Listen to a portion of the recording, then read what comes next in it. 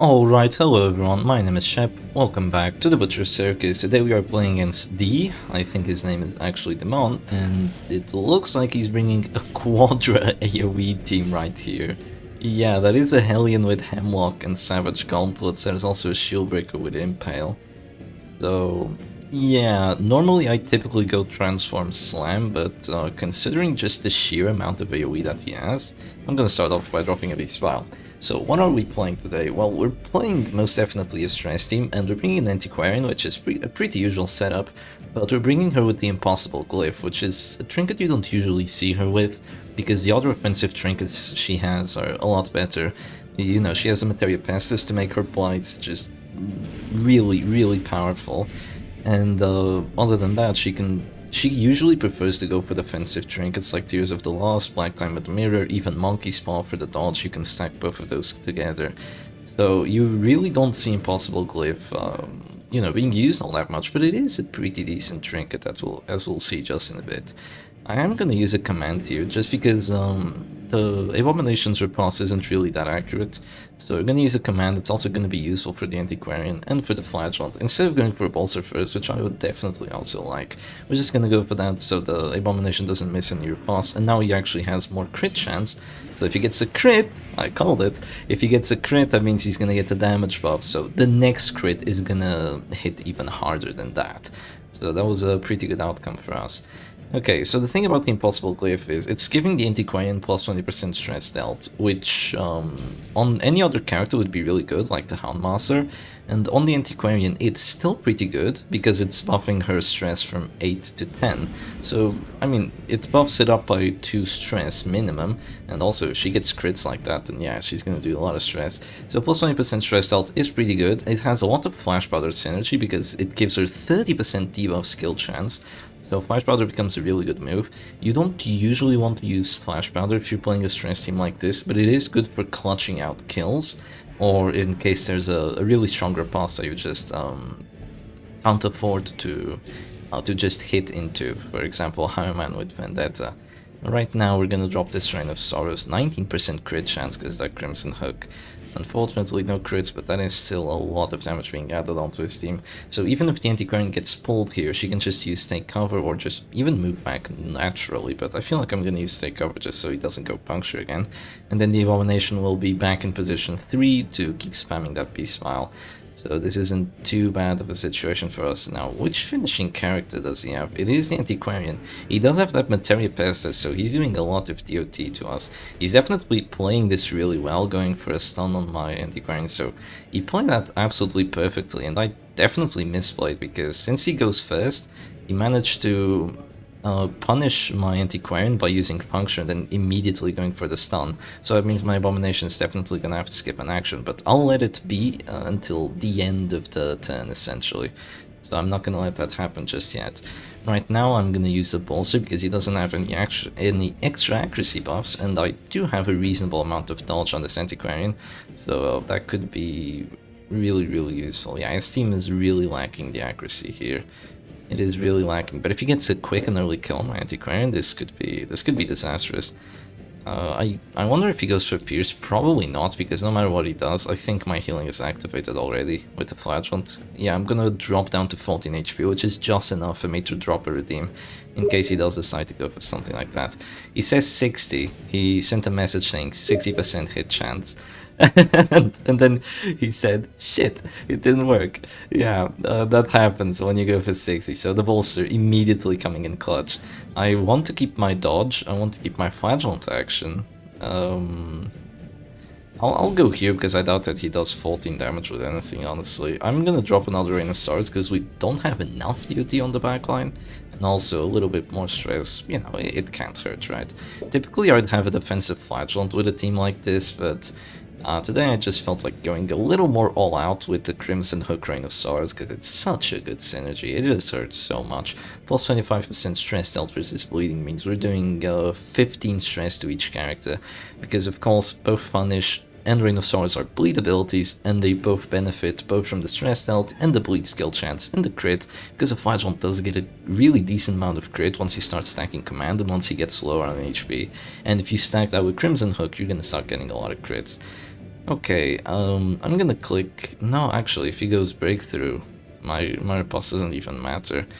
Yeah, I guess I'm gonna click the abomination now. Just go transform and move forward, which is honestly fine in 90% of the time, because if your abomination is just sitting in the back, sometimes, I mean, it's a bit counterintuitive, but in a stress team, having the abomination sit in the back isn't the worst thing in the world, because that means he's just gonna comfortably transform twice and apply a lot of horror to the enemy team. So that is the first affliction being applied. He hits everyone though.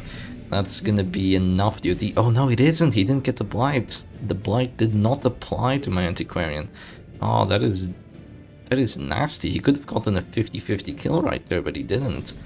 That is really nasty. I wonder if he's just gonna push the tempo with the Hunt's-Area. Yeah, he is. So definitely a good play by him, because he's not gonna allow me to immediately go for the riposte, because obviously I don't want to get death blows, right? So right here, I am probably just gonna click and redeem, right? Yeah, just click there. And let's go redeem on someone, I'd say. Or maybe I can go exsanguinate, 90% hit chance. You love to see those fail, don't you? Yeah, the thing is, I'm gonna go for it on the Antiquarian, because I want her to stay alive a little longer. And you might be wondering, wow, you healed the Antiquarian for 20, that's actually a pretty big amount.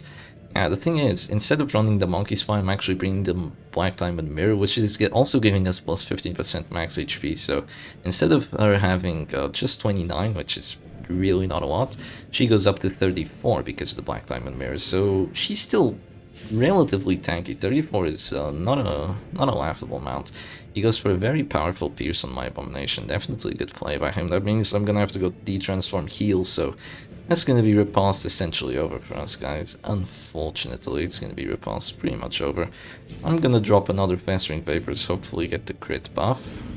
No crit buff, but a little bit of stress being applied. Not quite enough to afflict that Antiquarian, though. Yeah, not quite.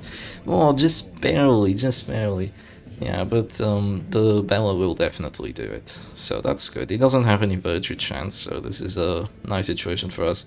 Yeah, a really interesting team that D is playing here, trying to make the Hellion breakthrough memes actually work, because it is decent, you know, it's the only ability that can use Hemlock in 3 characters at the same time. It's the only melee ability that hits more than 2 characters. Now the question is, should I go de-transform? De-transform Bile or de-transform Heal? That is the question. I feel like I'm gonna go for a heal because I definitely want to get the second transformation off. If I get, I mean, repulsing here is really important, but if I get the second transformation off, I'm feeling fine here. So I'm just gonna go for that, just play it a little safe, keep the A-bomb alive, keep everything alive and chill, because the late game is ours. Even though he's playing a bleed blight team, the late game is still ours, because we're gonna have a lot of healing with this flash. So if he keeps getting crits like those, that healing is gonna go away soon. Because I can't afford to stay on that store and let him just get an early quick death blow at Antiquarian. Okay, this is gonna hit everyone, it's gonna apply a really good amount of stress, so that's, yeah, 1 stress to the Antiquarian. That's gonna be just enough to afflict her though, so that's nice. Yeah, that is nice. That is an afflicted Antiquarian. And the DOT that I'm applying is also catching up to him, because the Hellion's gonna drop down to 0. Antiquarian is obviously at 0, and even though I don't have a finishing character, the Festering Vapors and Reign of Sorrows can still get death blows, or potentially if you get a crit right now on the character at the store, you're gonna do, like, you're gonna get him really, really close to the heart attacks very, very, very quickly. I wonder what he goes for with this Shield Breaker. He might go for a pull on the Man at Arms. I'm not too sure if that's the play there. Oh, he's gonna focus the flat one. He gets a crit! Oh, the madman. He actually gets a crit. You've gotta be kidding me. Okay, he has a really good winning shot here then. Oh my goodness. Well, I could go for a Bellow and potentially he does 0 damage, right?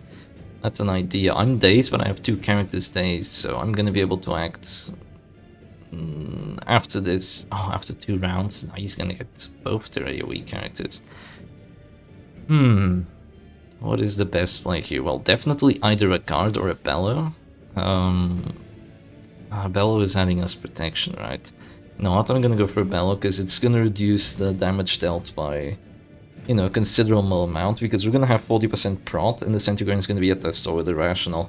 So I'm just hoping that she does 0 damage. Same thing with the Houndmaster, he has 1 Bellow debuff. I would love for them to have 2 Bellow debuffs at this point. because that would mean that their AoEs would probably not do enough damage, but oh yes, Eagle-Eye Talisman. Oh, he probably does enough damage, doesn't he? Oh, I hope he doesn't get the Death Sword check. Oh, crap, he does. Okay, so that Antiquarian is potentially just gonna get the kill here, potentially, unless I manage to pull off a Festering Vapor's kill here. No kill, but that was a crit. Yeah, 25 stress being applied. Really nice, but Irrational is minus like 10% damage. Oh, that crucial pass. Oh, you have to be kidding me. Did you see that pass? Just beautiful, absolutely beautiful, that pass. My goodness, you love to see it. I'm gonna go transform, I have to go slam here, actually. I have to go slam. Oh, of course he can't hit my Flagellant at this point because the Man at Arms is guarding him, so not even with Breakthrough he'll be able to hit the Flag. So we are in a very good position here. I'm actually gonna go for a slam. That's gonna push her all the way to the back, so he's gonna keep spamming Breakthrough, but this is okay for us. Yeah, this is okay. I'm gonna give him potentially an Impale, but after this I'm probably gonna go Riposte, so we're Gucci. We're Gucci here. I still have minus healing skills. He got me down to 0 really quickly, actually. That was surprising. That Pierce crit was just brutal.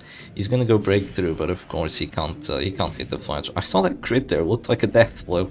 I got a little scared there for a moment. It's kinda difficult to keep tabs on these guards sometimes.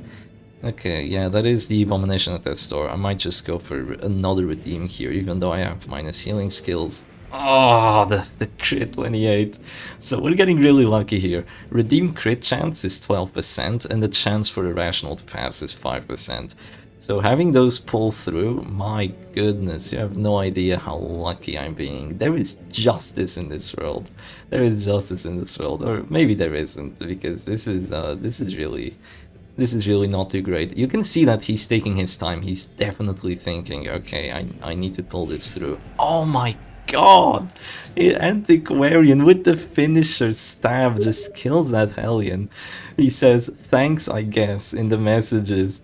Oh my goodness. Yeah, he just goes for Festering Vapors. He's definitely, like, going for the correct plays, you know, noticing that my Flagellant was dazed and potentially a Pierce could do enough damage. He just getting that crit, just punishing me for clicking the Antiquarian round 1 and going for the pull and the stun. He's playing this perfectly, but sometimes the RNG just doesn't let you win.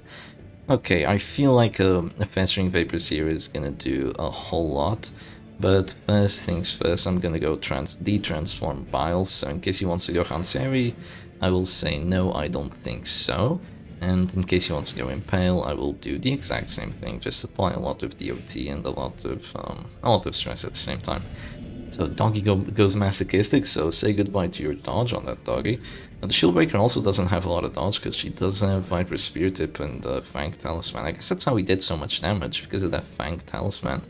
Plus 25% damage on Pierce is a pretty decent amount, because of course it ignores the protection, so yeah.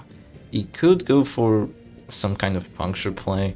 He could decide to maybe go Blackjack on the Antiquarian. No, he just decides to go puncture first. Okay, interesting.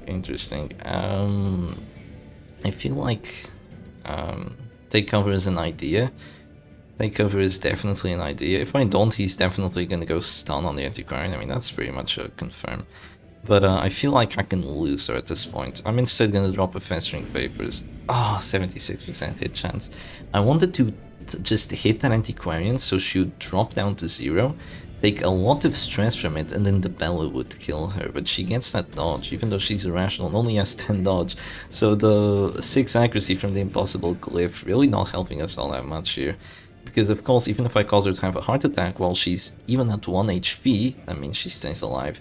And of course I can just go for a Reign of Sorrows instead, but yeah. So the Antiquarian is probably gonna die here between a Blackjack or something else. I can't even go for a guard because she's guard broken, right? Yeah. And what? I dodge Blackjack? That is super high accuracy. It's the highest accuracy stun in the game, as well as the Manacles. How do I dodge that? 132 accuracy against 40 dodge. But I guess he is at this door, so he just missed like an 80. My man, you have zero luck. Zero luck that this man has. I am telling you right now. We might have just found someone even more unlucky than I am. And most definitely, yeah, that's gonna be Reign of Stars. That's gonna be the Antiquarian gone.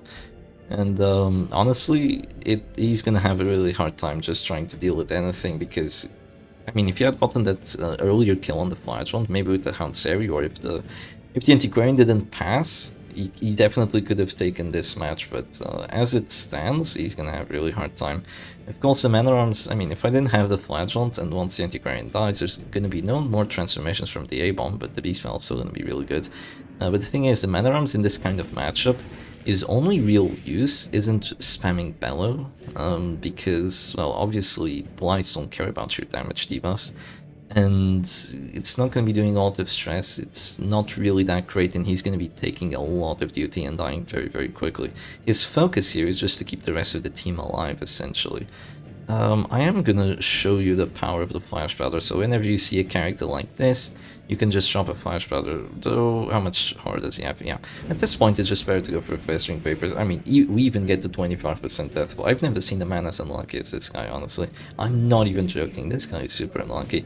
Let's just drop a command. So yeah, once a character has like a heart attack or something and they drop to 175 stress, you just drop a Flash Powder and they instantly and immediately have another heart attack, and you just take the match that way. So that's gonna be a puncture and not quite enough being done yet, so let's drop this Beast File. And yeah, that's gonna be that Shieldbreaker God. She's gonna have a heart attack. That's gonna be a GG. So I definitely stole this match from D. It should have been a lot closer, but when the RNG doesn't want you to win, the RNG will not let you win, no matter how well you play. So anyway, I hope you guys enjoy this match. Sorry for the late upload today. I was relatively busy, so I had to pull in this match kind of late. But anyway, I hope you guys enjoyed it, and I'll see you again another time. Cheers.